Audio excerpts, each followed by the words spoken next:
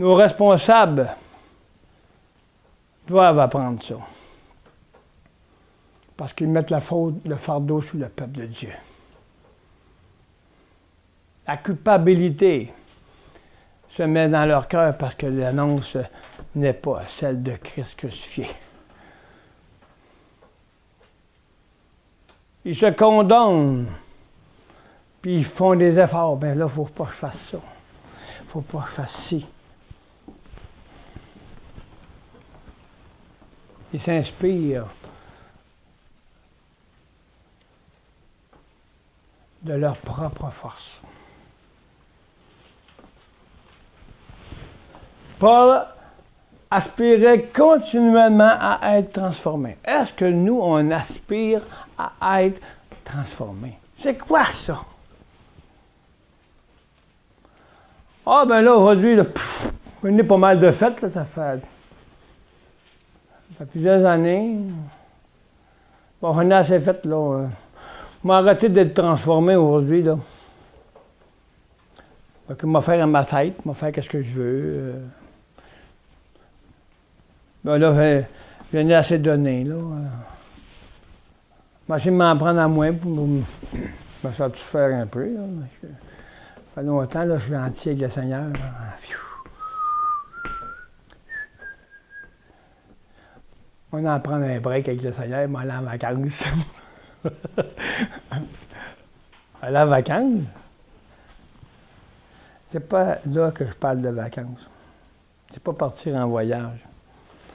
C'est partir en voyage dans ma tête. Tu peux être en vacances à New York, ou au mois de bout, puis que tu as toujours l'Esprit de Christ en toi, puis que le Saint-Esprit te travaille. Mais aujourd'hui, on prend des vacances pour faire des vacances avec le Seigneur. Oh oui, fun! Wow! On était sur la plage, on a bu du coke et du 7-Up. Des hot dogs, des hamburgers, des poutines. Des pizzas? Ah! On a eu du fun! Mais où était ton cœur? Ah! Mais là, de temps en temps, moi j'y pensais, là. Pas ça. Qu'est-ce qui a pris le dessus dans mes vacances?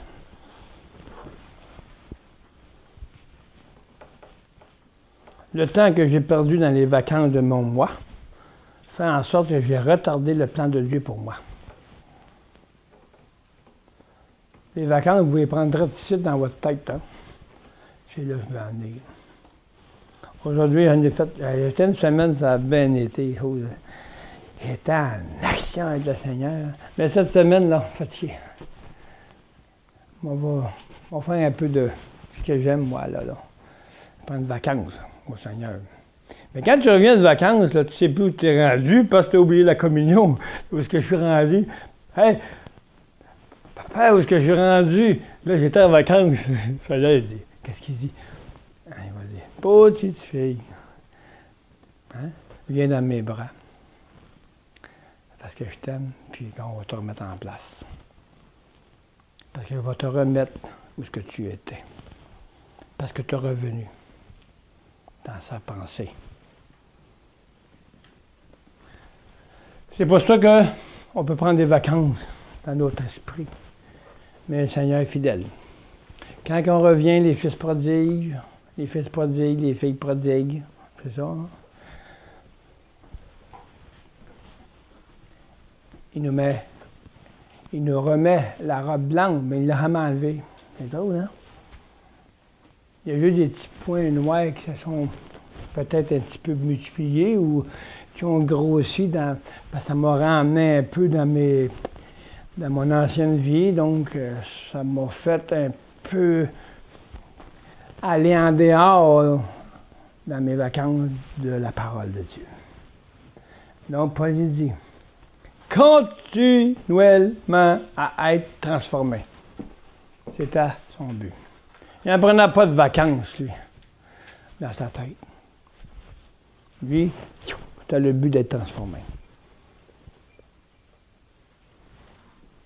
Est-ce que c'est le nôtre?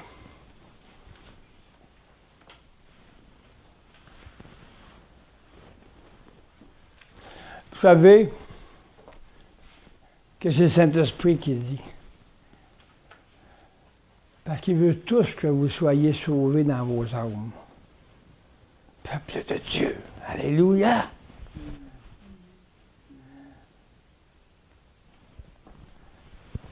Quelle mission nous avons, peuple de Dieu, hommes de Dieu et femmes de Dieu? C'est la mission céleste. Merci, Seigneur, que tous ces hommes qui ont passé, je répète, que ces hommes que vous avez mis sur place depuis des siècles, annoncer l'Évangile. Pour arriver aujourd'hui au réveil qui avait été oublié. Ils se sont endormis à cause des langages. Ils ont oublié le langage principal, le langage de l'œuvre de la croix. Le réveil est rendu là. Il faut des épreuves. Il faut des choses qui arrivent à travers le monde qui vont dire « Ouais, ça va mal ».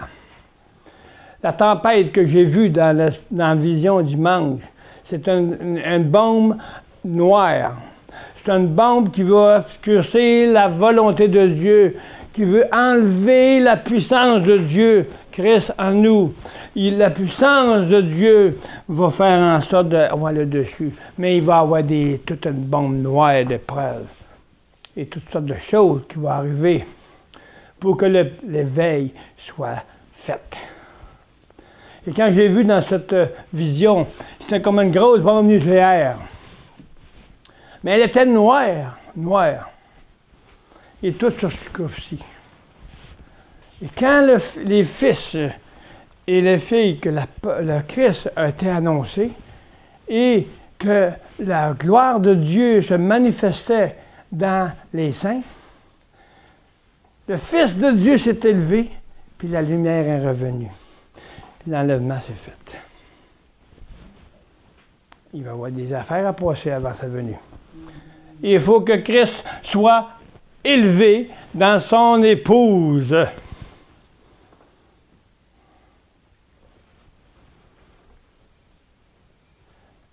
Parce que cette noirceur-là est spirituelle. C'est une bombe que l'ennemi fait afin d'aveugler tous les peuples de Dieu. Mais gloire à Dieu, le Papa, il a fait en sorte de révéler les prémices d'entre plusieurs frères. Et nous allons travailler pour que la lumière reste.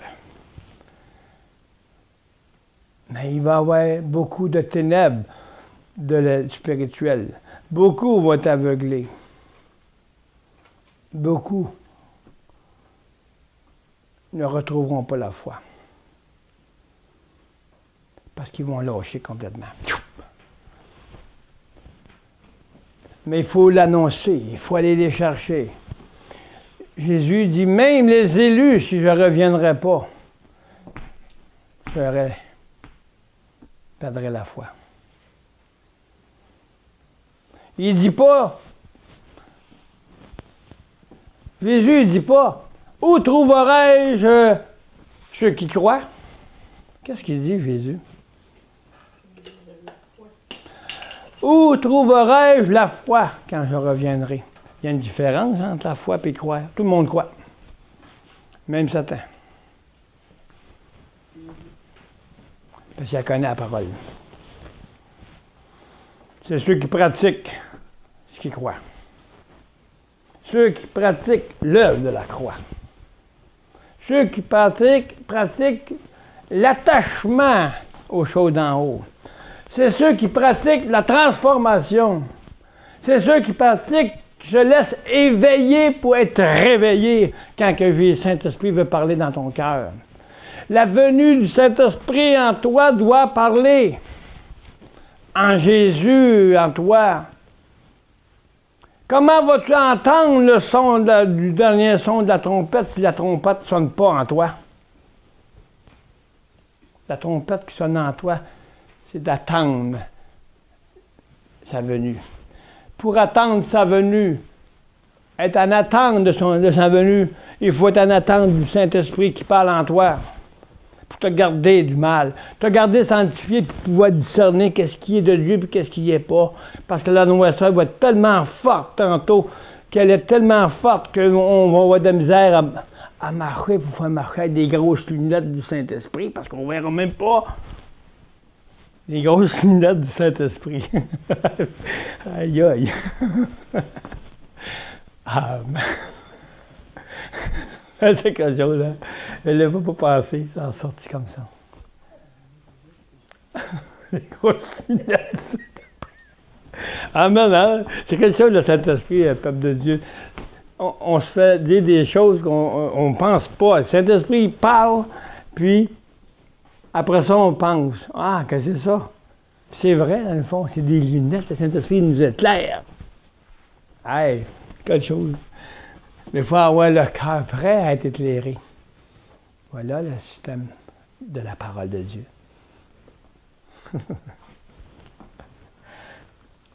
Alléluia.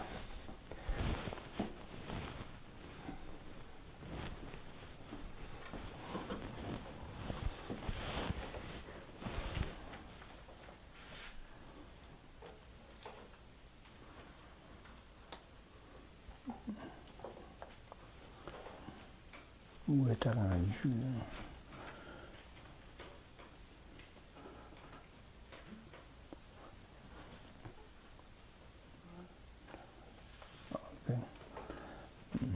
OK.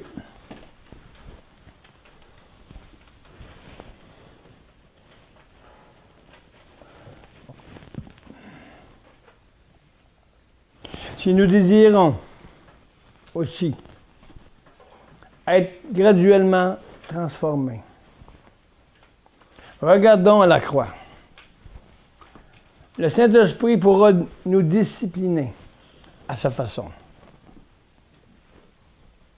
Oui, si nous gardons les yeux fixés sur Christ, Dieu pourra nous transformer.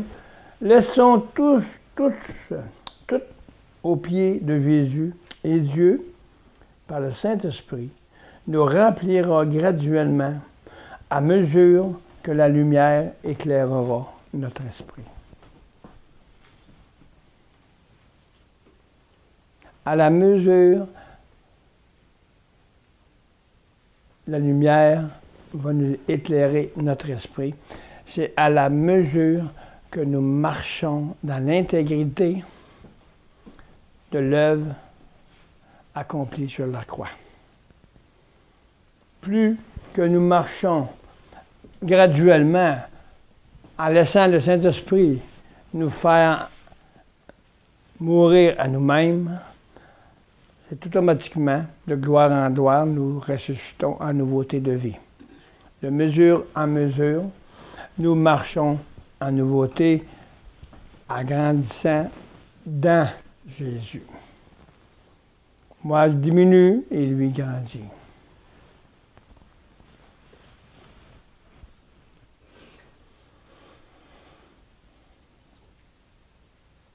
Nous remplirons graduellement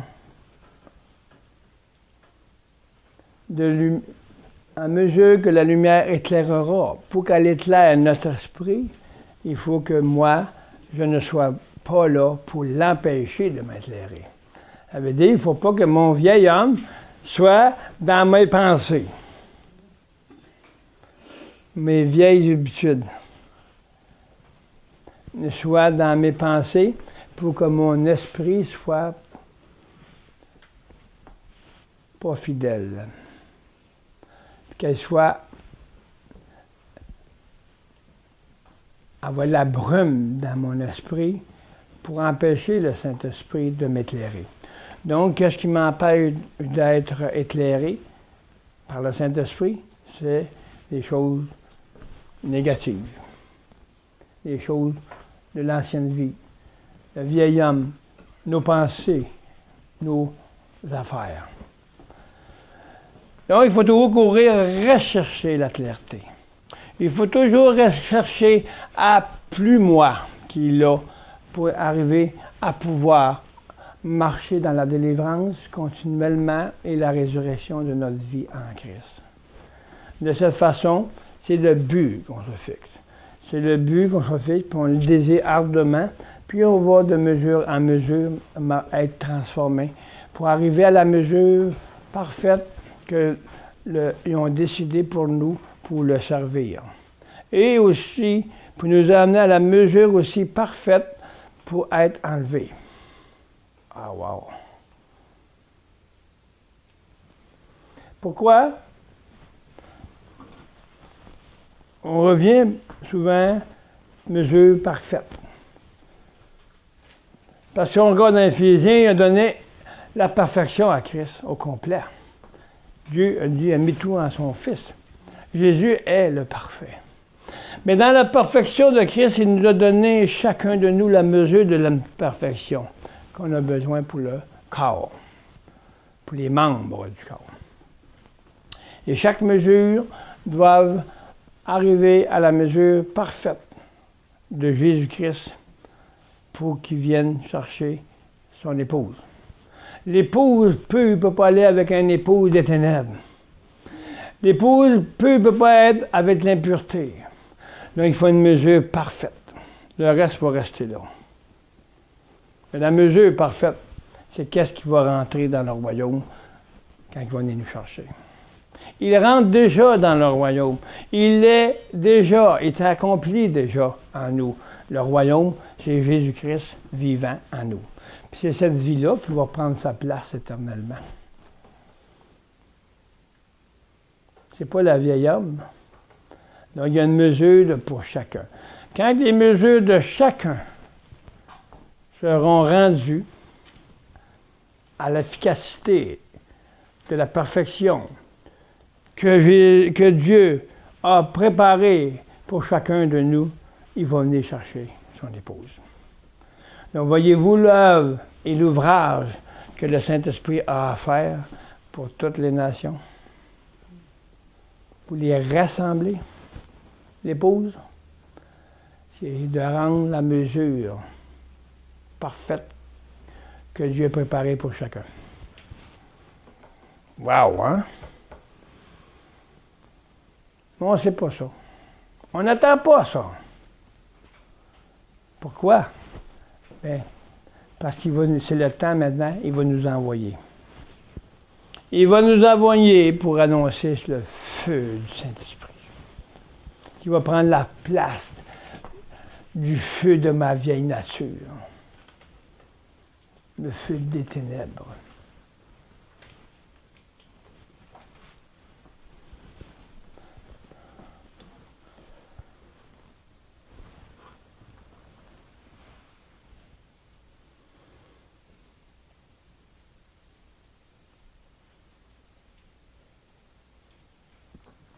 Résume ici, réveillé d'entre les morts.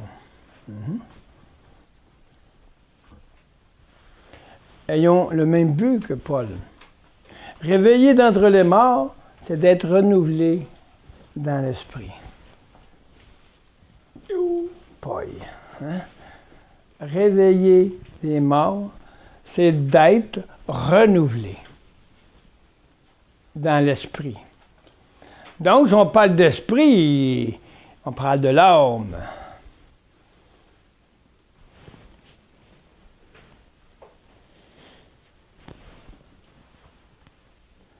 De notre entendement. Hein? Notre entendement, ça fait partie de quoi? Hein? Et avoir revêtu le nouvel homme, créé selon Dieu, en justice, sainteté, de vérité. Donc, on a été créé dans l'homme pécheur. Donc, il faut être réveillé de l'homme pécheur pour arriver à marcher dans la transformation de l'homme sainteté, vérité. Jésus en nous. L'homme nouveau, réveillé d'entre les morts. Donc, on n'aura plus l'esprit du monde, mais on aura l'esprit de Jésus, la parole. Réveillé de notre intelligence, c'est réveillé dans mes pensées. L'intelligence se réveille en acceptant par la volonté de désirer marcher pour que l'âme change. Pour une transformation. Et tant que l'homme marche dans la sienne vie, dans l'homme pécheur, elle dort. Donc, l'éveil va faire en sorte de réveiller Christ en nous. Wow! Hey! Hein? L'éveil. Hey, réveille-toi là. Tu réveilles. Éveille. On va éveiller l'esprit de la personne pour révéler Christ. On va éveiller l'esprit qui dort, mon esprit qui dort dans mon moi. On va l'éveiller, tiens, on donne une bonne chaudière d'eau. Réveille-toi, là, toi qui dors, là. Oh, je te réveille, là. Il y a un éveil qui se passe en toi, là. Une douche d'air froid, là. Mais une douche de chaleur va vous envahir. Là, vous allez éveiller votre esprit. Le Seigneur va éveiller votre esprit. Puis vous allez marcher dans le réveil. Amen. Voilà le réveil tant entendu. Et vous allez revêtir la mesure que Dieu vous a prévue pour vous, afin d'être utile dans le vêtement de l'Esprit de Jésus en vous. Éveille l'Esprit pour un changement, pas pour continuer à dormir en moi. Se faire éveiller, c'est d'arriver à se soumettre pour le réveil de Christ en nous.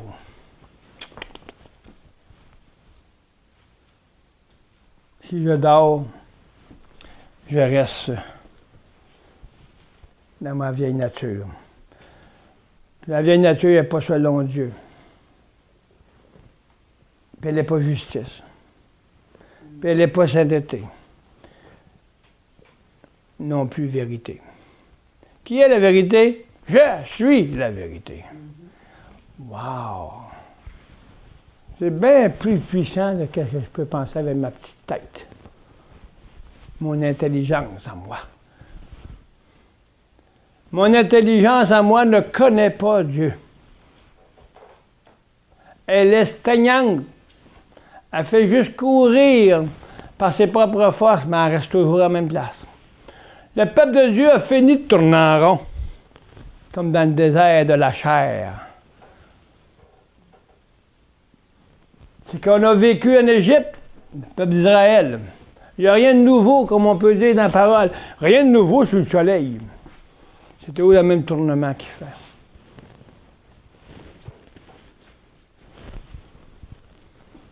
Ça a pris Moïse pour le sortir de là. Parce que Dieu l'avait envoyé. Mais aujourd'hui, on est envoyé pour aller sortir l'Égypte de la chair du monde qui sont là, qui meurent dans leurs ténèbres.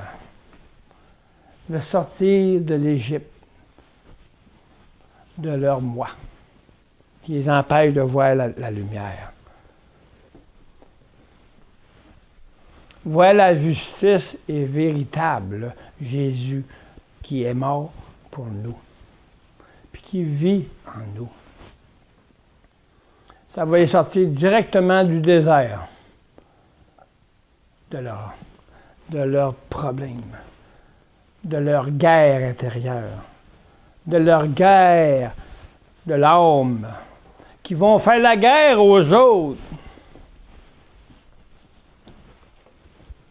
Parce qu'on est en guerre soi-même, avec nous-mêmes. Comment pouvons-nous arrêter la guerre si nous sommes en guerre moi-même? On ne peut pas donner aux autres ce que je ne veux pas. Les guerres vont cesser quand la paix va être là en nous. Puis c'est sûr que des fils du diable qui sont là pour ça. Les autres, ils ne viendront jamais à Jésus. Il y a des fils de Dieu et il y a des fils du diable.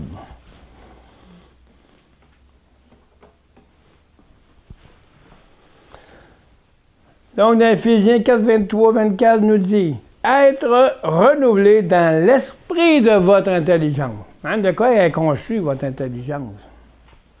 Ça, c'est très important à comprendre, ça. On a des docteurs de toutes sortes, mais ils ne nous expliquent pas ces choses-là. Pourquoi? Parce que c'est seulement le Saint-Esprit qui peut compléter ça.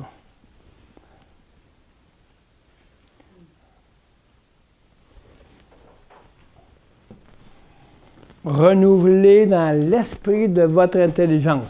Donc, notre intelligence, elle est quoi? Elle est selon le monde ou celle de l'intelligence de Dieu? La sagesse des hommes, elle a été ôtée. Il l'a rendue folle pour que la sagesse de Dieu prenne la place. Donc, notre sagesse, notre intelligence, moi, faut qu'il meure. C'est simple à comprendre. Mais moi, l'on ne veut pas. Ou ils ne comprennent pas. Si mon intelligence change à cause de la parole vivante, j'ai un esprit vivant. Parce que l'autre était mort aux yeux de Dieu.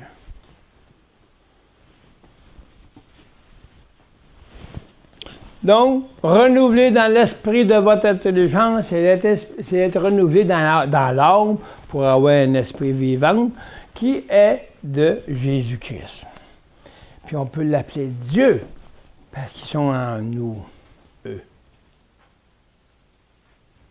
Leur fonction est nécessaire.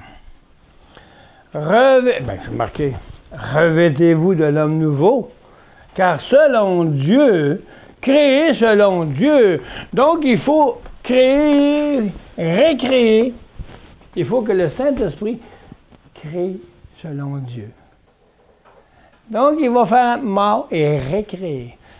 On est créé en Adam, selon l'intelligence et l'esprit de mon âme habillé avec les choses du monde. Ma personne, elle est fondée sur le monde et les choses du monde. Donc, j'ai été construit selon le monde. Donc, j'ai un esprit du monde. Selon mon intelligence du monde. Selon mes pensées du monde. Selon la volonté de moi, de mon monde. Donc, soyez transformés dans l'esprit de votre intelligence. Donc, dans cet esprit-là, de l'intelligence, va habiller mon âme selon Dieu. Alléluia. Wow. Selon le Seigneur. L'esprit vivifié par le Saint-Esprit m'habille de la robe de la vie pure, sainteté, vérité de Dieu en son Fils bien-aimé. C'est pour ça que Paul dit, c'est plus moi. Revêtir sainteté qui produit la vérité. Voyez-vous qu'il y a un cheminement. L'homme revêtir, l'homme nouveau. Revêtir l'homme nouveau. Tu sais, c'est pas les habits qui font en sorte de revêtir la pureté. J'ai quelque chose à dire là-dessus. L'habit. C'est l'habit du Seigneur en nous.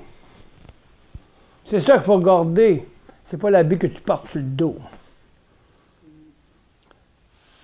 Aux noces, on s'habille en habit. On est à une cravate. On s'en va aux noces de quelqu'un qui nous invite. Tu n'arrives pas là en disant, il y a des culottes toutes déchirées, puis la chemise tout croche. Non, tu t'en vas aux noces. On s'en va dimanche, on rencontre le Seigneur. C'est pas de noces, ça. On s'habille n'importe comment. La raison que le Seigneur m'a faite en sorte de m'habiller en habit, c'est parce qu'on rencontre Dieu.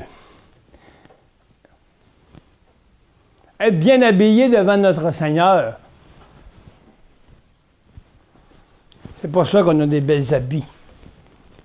Moi, en tout cas, c'est pour ça que je la porte. Il y a un pasteur, un jour, il m'a dit, toi, là, mets-toi des habits. Tu ne peux pas rester de même. Tu sers Dieu. Amen. Je m'attends, moi, j'ai n'importe comment, moi, m'habiller, j'ai une culotte courte toute déchirée, là, moi, je ne mettais pas de courte. Mais les culottes, m'habiller en normal, moi, le dimanche ou la semaine, juste changer, mais il n'y a pas de différence. Et quand le Saint-Esprit te dit, tu rencontres ton Dieu. Je pense qu'il y en a qui s'en vont au hockey, ils sont mieux habillés que le dimanche qu'ils viennent à l'église. C'est pas une question de mettre un habit belle qui fait le changement de ta vie. Qu'est-ce qui fait le changement de ta vie? Être transformé dans votre esprit d'intelligence et revêtir l'homme nouveau en vous, pas l'homme nouveau avec ton habit. Ceux qui ont des questions là-dessus, qui osent mettre un petit pointe en quelque part, qui regardent bien ce qu'ils disent. L'habit, revêtir l'homme nouveau. Créé selon Dieu et non selon du linge. Et une belle habit. Je suis rien. Il y en a qui lancent des pointes. Ils ne savent même pas ce qu'ils disent. Parce qu'ils se revêtissent de quoi? Nous, on se revêtit de la justice. C'est pas l'habit qui fait la justice. C'est l'habit qui va habiller mon âme. Que ceux qui écoutent, habillez-vous de l'âme du Seigneur.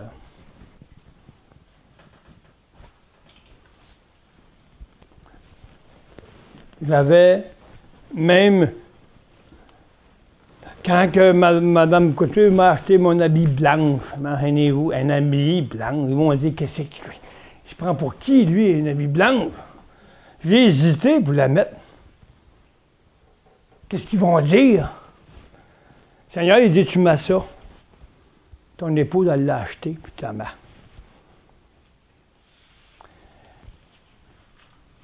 OK, Seigneur. Hey, un habit blanc, chaud. Qu'est-ce qu'elle représente? Il dit, toi, là. Il dit, tu mets un habit blanc, mais tu la représentes. Ah ouais? Tant que ça, il dit, ah ouais. Fait que j'ai mis l'habit blanc. À cousu le bas, puis on est parti. On était en blanc tous les deux. Hein? Hey, on flashait, là. On aurait pu mettre des petites lumières flashées sur nous autres. Puis là, il aurait dit, wow, hein, les autres sont spirituels. Ils flashent. Mais le flash qu'on a démontré, c'est le cœur. C'est ça l'habit.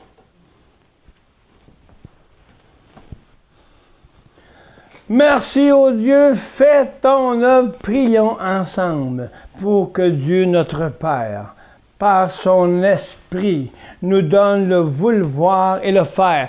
Comment qu'on peut voir ça, que son esprit nous donne son pouvoir et le faire? C'est pas par nos forces et ni par notre puissance qu'on peut avoir un vouloir de plaire à Dieu. C'est de nous donner au Seigneur. Son esprit à lui nous donne sa force. Elle nous donne sa puissance.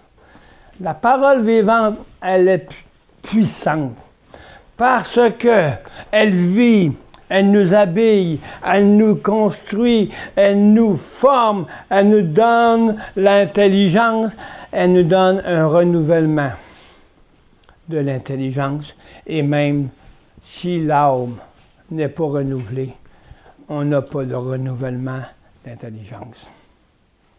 On doit se servir de notre intelligence pour arriver à l'intelligence du Seigneur. Parce qu'il faut être intelligent, parce que Dieu nous a donné l'intelligence pour qu'on puisse s'en servir à mettre notre volonté et premièrement, notre désir de vouloir plaire à Dieu. Et si on fait les pas, Dieu va nous habiller. Et pourquoi? Parce qu'en nous vivifiant par le Saint-Esprit, c'est sa force, c'est sa puissance. C'est par l'Esprit qui vit en nous. Alléluia. C'est la parole vivante qui donne la force. La parole morte. Ah bon. Puis là, elle ronde tellement fort, puis on se réveille. Oh, je ne fais plus. Donc, réveille-toi d'entre les morts. Mais la puissance de sa force, c'est par l'Esprit que la parole dit, mais pas la nôtre. C'est l'Esprit de Jésus en nous. C'est l'Esprit de Dieu. Par son Esprit, nous donne le vouloir. Donc, ça prend le Saint-Esprit pour qu'on y laisse l'autorité de donner le vouloir et le faire, de marcher dans sa volonté.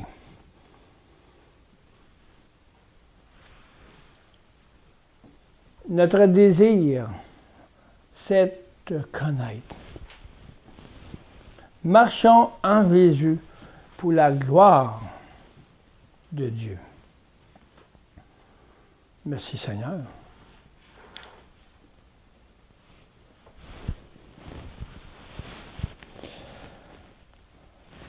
Philippiens 2, 13. Car c'est Dieu qui produit en vous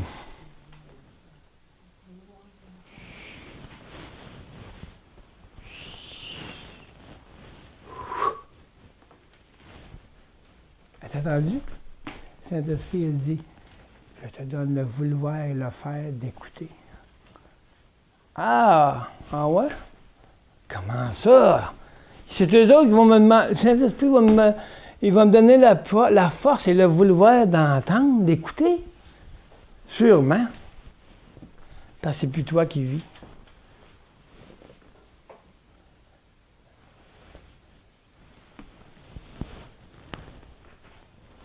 C'est Dieu qui produit en vous le vouloir et le faire, selon son bon plaisir. C'est pas au bon plaisir à René Couture. C'est le bon plaisir du nom de Jésus en vous.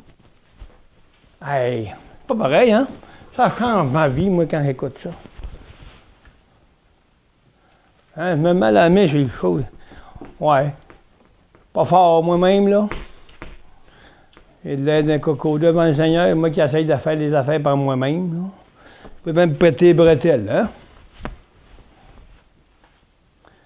Ouais. J'ai besoin de repenser à mon affaire. C'est lui qui me donne la force, le pouvoir de parler, d'écouter, de lever ma main, de dire Alléluia, merci Seigneur. C'est lui qui doit faire ça, c'est pour moi. Louer le Seigneur, c'est lui qui doit louer à nous. Prier dans le nom du Seigneur, c'est de prier en lui. Arrêtons de nous le faire des gymnastiques pour démontrer. Moi, je l'ai, le Saint-Esprit. Non, tu ne l'as pas. Parce qu'il faut que ce soit Jésus en toi. C'est lui qui l'a. Oh! Non, c'est pas de même, ça marche. Moi, je ne veux pas mourir. Donc, il dit, c'est Dieu qui produit. C'est le Père, le Fils et le Saint-Esprit qui produit le vouloir et le faire. Parce que Jésus a besoin du Saint-Esprit, parce que le Père l'a demandé à Jésus. Puis il a dit au Saint-Esprit, hey, donne-leur le vouloir. Parce il t'aime, il se met à tes genoux, il prie, parce qu'il prie en ton nom, puis le Père il dit, j'écoute. Je vois et j'entends le Fils qui prie en moi.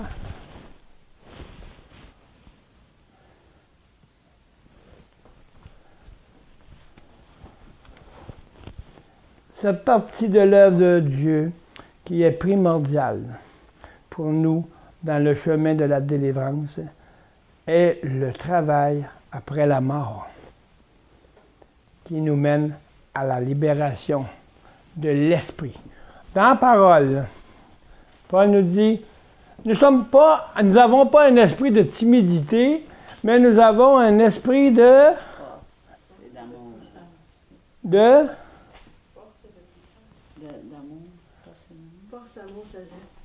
liberté.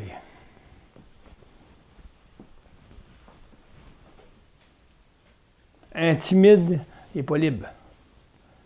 Intimité, il dit dans ses dans Romains, de timidité. Quelqu'un qui est timide, il n'est pas libre. Soit qu'il a un esprit d'infériorité, ou soit qu'il est timide, il est gêné, ou il n'a pas pantoute, ou il n'a pas cet esprit de liberté. Ce n'est pas un esprit de timidité que le Seigneur nous a donné. Oui, mais c'est un esprit de liberté. Bon, il appelle ça la libération de l'esprit.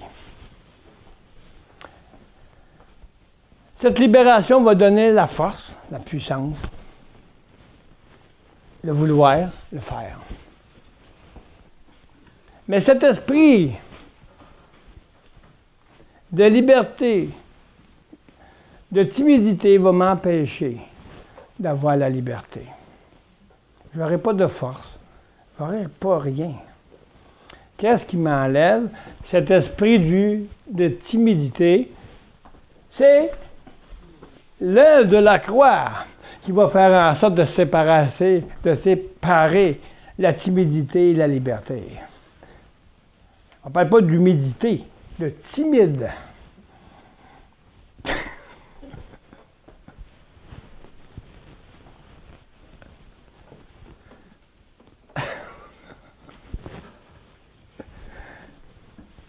Libération de l'esprit. Ça va libérer toute chose des esprits de toute timidité. Des esprits qui m'empêchent d'avoir la relation avec le Saint-Esprit. Donc, si je marche dans la marche volontairement dans le chemin, Jésus, je suis le chemin, la vérité, la vie, je vais avoir sa force, sa puissance, sa liberté, son autorité et tout ce qui va avec.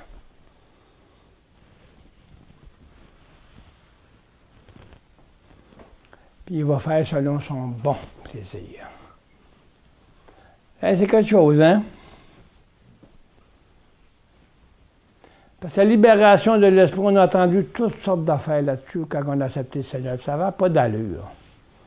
Il en faisait une risée avec ça. Mais je n'ai pas écouté ces affaires-là. Le Seigneur, le Saint-Esprit, l'Esprit qui était en moi me disait que c'était pas ça.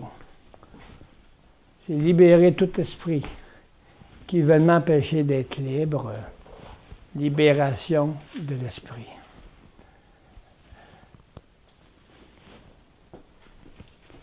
Qu'est-ce qui me tient timide? C'est moi. C'est pas quelqu'un qui est timide. Alors, je me cache. C'est pas ça la timidité qui parle. C'est d'être caché en soi-même qui m'empêche, moi, là, d'être libre, puis avoir la puissance du Saint-Esprit qui agit en moi. Qui va me donner le vouloir et le faire, de dire oui Seigneur, je m'en viens au pied de ta croix.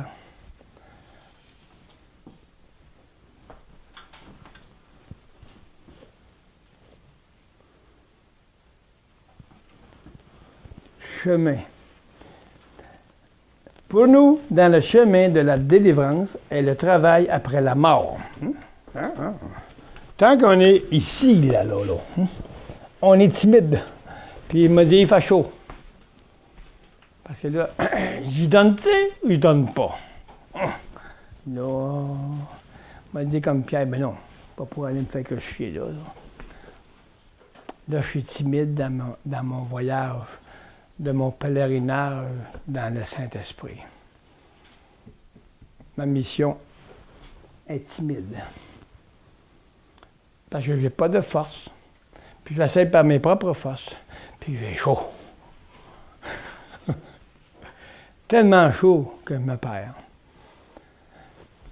Et quand on décide de donner notre timidité, de qu'est-ce qui m'empêche d'avoir la délivrance, je ne peux pas avoir de force ni de puissance, parce que c'est l'Esprit qui donne la force. Et quand avant la délivrance, et quand on est délivré de notre timidité,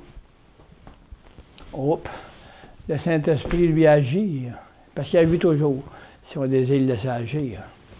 Mais quand il y a une délivrance qui se fait, je viens d'être libéré de l'esprit du monde, qui me rendait timide aux choses réelles, aux choses véritables, aux choses de pouvoir, aux choses qui vont me donner la vie. Donc, je n'étais pas libéré. Mais maintenant, en marchant dans cette fonction de la croix, le processus nous libère. Donc, on appelle ça libération de l'esprit du monde. Et là, nous avons la puissance de Dieu à nous. Puis on ressent la présence, on ressent l'onction de force. Il n'y a plus de timidité parce que je sais que ce que je dis est la vérité, parce que c'est lui-même en moi qui l'a dit, la vérité. Avec assurance, je sais, l'Esprit de Dieu rentre en l'Esprit du Saint-Esprit rend témoignage à l'Esprit qui est en moi que c'est la vérité. Il n'y a pas de doute. Donc, la puissance de Dieu est en présence, elle est continuelle, jusqu'à temps que quelque chose qui veut changer. Il faut qu'il change. Parce que selon son bon plaisir, il va nous transformer aux mesures qu'il veut. Donc, ça va bien, c'est correct. Mais un autre tantôt, il y a une épreuve. Mais merci Seigneur. Merci. Merci.